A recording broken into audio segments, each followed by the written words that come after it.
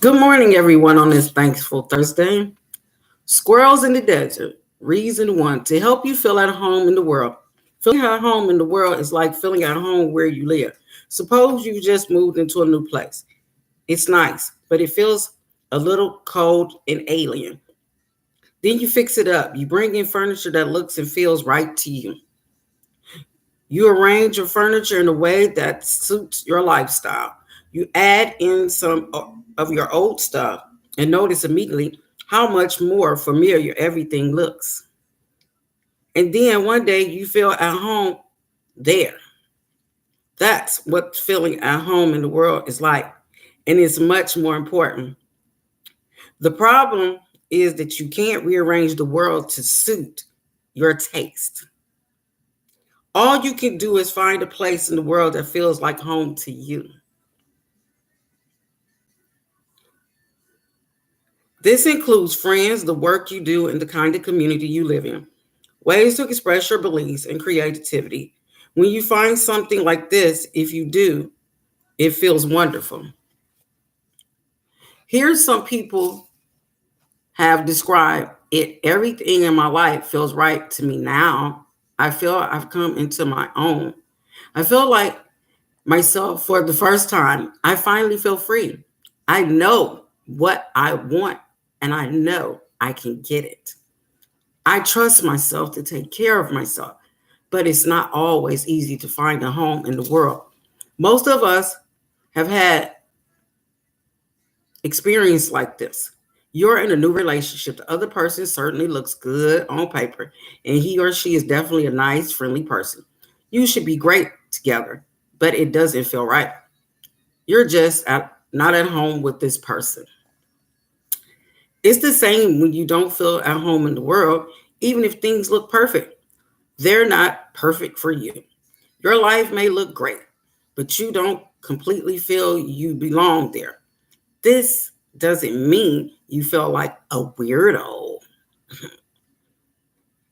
It's just that you're one of those people who hasn't yet found a life that feels completely right. In one way or another, you don't feel as if you fit in. You may be good at hiding that feeling from everyone else, but it's hard to hide it from yourself. Stop hiding things from yourself. Just be yourself. Let it out. You fit. Just get to know yourself. And when you don't feel at home in the world, you imagine that there is some different career that would be right for you. Some other person you could share your life with who would be right for you. Some other place you could live that would be right for you. Changing cities, sometimes work and sometimes don't. But you may not know what's missing and you may not know how to get it. No issue is both more important, more suitable than feeling at home in the world. It's like being able to breathe. None of us turn cartwheels because we wake up to breathe. We don't even notice it most of the time. But you sure notice it if you couldn't breathe. In the same way, some people only realize what it's like to feel at home in the world when they've lost it, when something happens to drag them out of what feels familiar and right to them. When we don't feel at home in the world, we need help, and Cosmic Kindergarten is designed to give us just the help we need if only we pay attention. Often, what we need to bring us home is a tidal wave. For many reasons, many of us, that tidal wave has already happened. Next chapter, tasting the wine of life. Let me share a wonderful letter I got from a beautiful friend, Julie. Just after she died a while ago, I can still see the big, warm brown eyes of her looking at me, so filled with hope. Even near the end, Julie was a painter. I'd wandered into a Newberry Street gallery one cold, rainy Saturday morning. The fresh, bright, warm, and mostly primary colors of her landscape immediately grabbed me. I knew that someone who painted like that would be a person filled with light. Julie happened to be there that morning and we started talking. As I got to know her, I found out that she was a colorful and friendly as her painting. Sadly, Julie had chronic kidney condition. A couple of years later, she developed end stage kidney failure and died. You might wonder if it's possible to see that everything happens for a reason, no matter what. For example, can a person say everything happens for a reason? The reason I'm dying is that's what Julie letter shows. In my experience, everyone who has time to get used to it finds a way to make sense of their own dying. And if you can find meaning in your own death, you can find meaning in anything. This was the letter that she wrote. Julie, my dearest friend Myra, if you're reading these words, I want you to know I'm happy, dead, but happy, LOL. I don't know if anyone has gone through what I've gone through can understand this. Sure, you don't want to get sick. Then when you find out you're sick, you want to die. You don't want to die. But at some point, you get really sick and then you realize, oh, death can be pretty damn useful. It's a good thing when the body wears out. I kind of think of death as my friend right now. I found peace a while ago. At first, I really didn't want to die. But once I accepted the fact that I was going to die, I actually went through a pretty good period. The way I was feeling then was, geez, this sucks. Anyway, so why should I make it any worse than it has to be? Really, why ever suffer more than you have to? That gave me a chance. I think many of us never get to look at my life and savor it. Like when you sip wine at a wine tasting. All the living in the future is gone. You realize how much life you spent trying to get somewhere without taking the time to eventually ever actually be somewhere. Well, I wasn't getting anywhere anymore. This was it. Now here's the thing. This is what I want you to know. Hey, I'm reaching out from the grave to tell you this. Kind of creepy. Imagine. But how many times do you ever get to use it? You know, I never felt I jibbed with life that well. I just I just didn't get what was going on a lot of times. I always felt a little like a misfit. Do you feel like a misfit? Some of us feel like misfits that we just don't fit in. Then I remember back to that period when I cried and cried. Oh God, I don't want to die. Why is this happening to me? And then it hit me. I realized that terrible regret that I felt was really a wonderful gift. Wow. I was sad about goodbye to life. That's so great. It means my life was good. It means my life was home to me. It's such a paradox. In a way, my losing my life gave me the gift of seeing that I'd had a good life. I'd loved it. It had made me happy. My dying gave me my life. Love forever, Julie.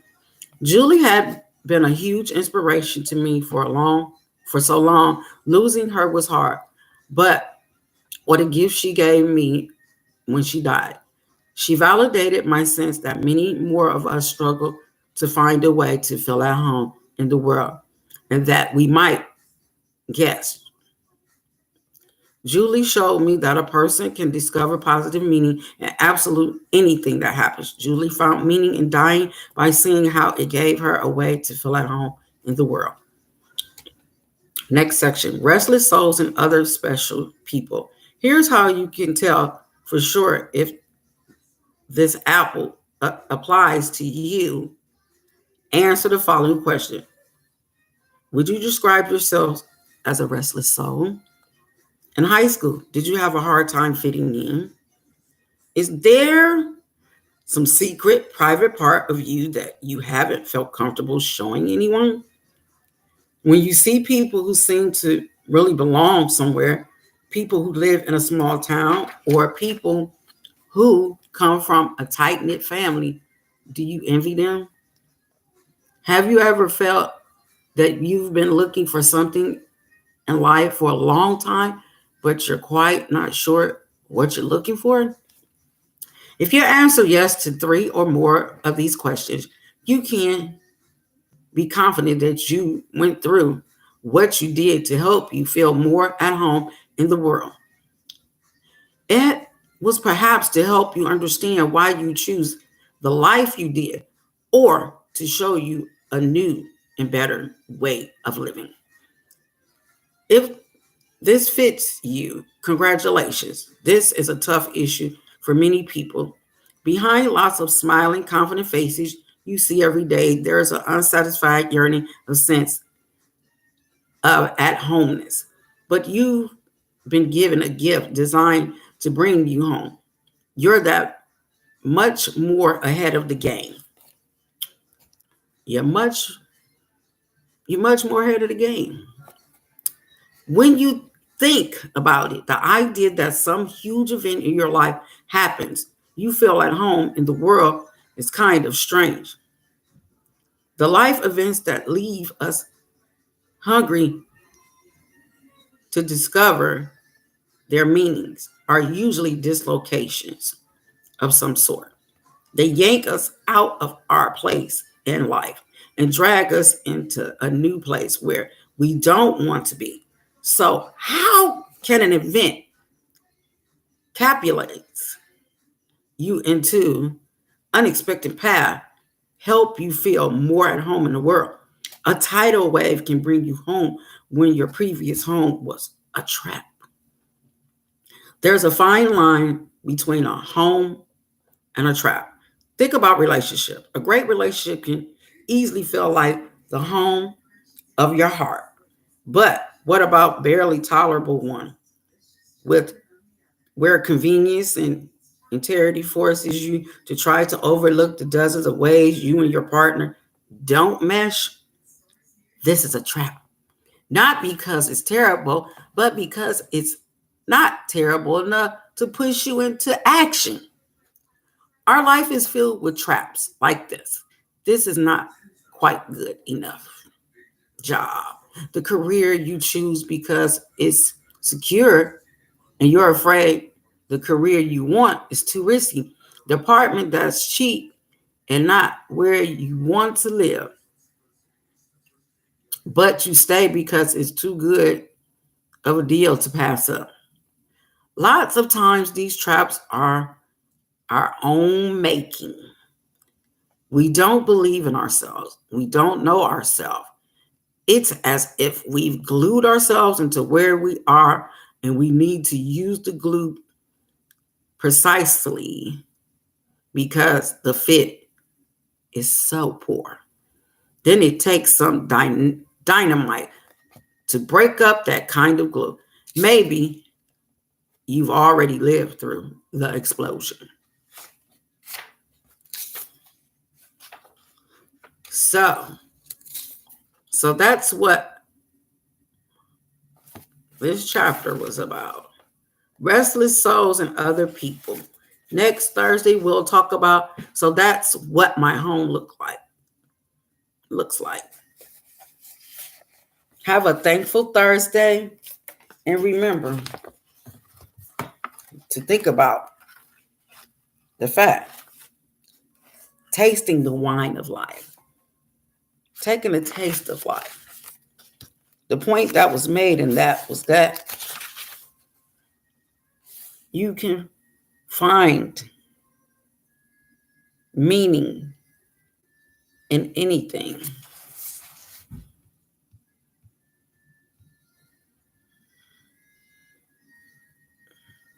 Have a blessed.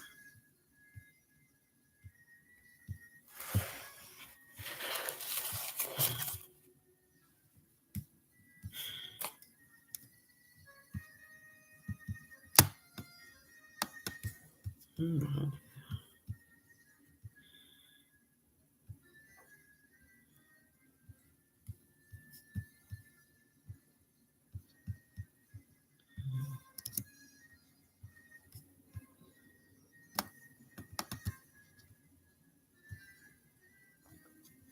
So remember to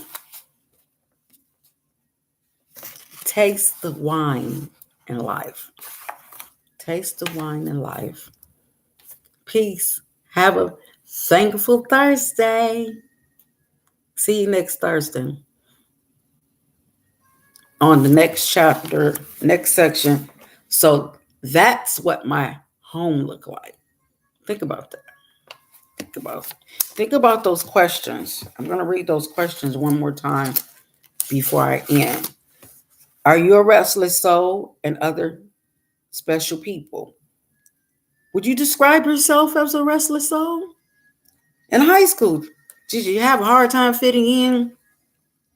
Is there some secret private part of you that you haven't felt comfortable showing anyone? When you see people who really belong somewhere and people who live in a small town and people who come from a tight knit family, do you envy them? Have you felt that you've been looking for something in life for a long time, but you're not quite sure what you're looking for? Ask yourself those questions, and we will continue next Thursday on. So that's what my home looks like. Think about it. Peace on this thankful Thursday.